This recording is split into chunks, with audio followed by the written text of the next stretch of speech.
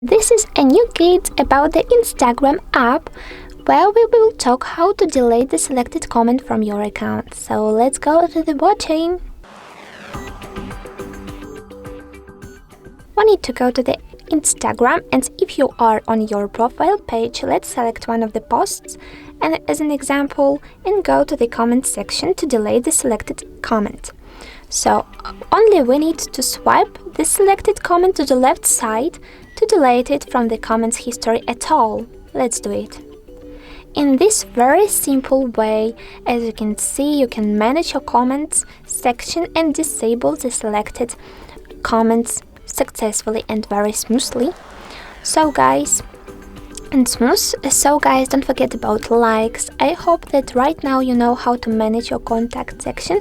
In the same way, you can also correct your comments and disable each of them from different posts. And not only posts, it works also with reels. So guys, don't forget about likes and don't forget to subscribe to our channel on YouTube. Bye!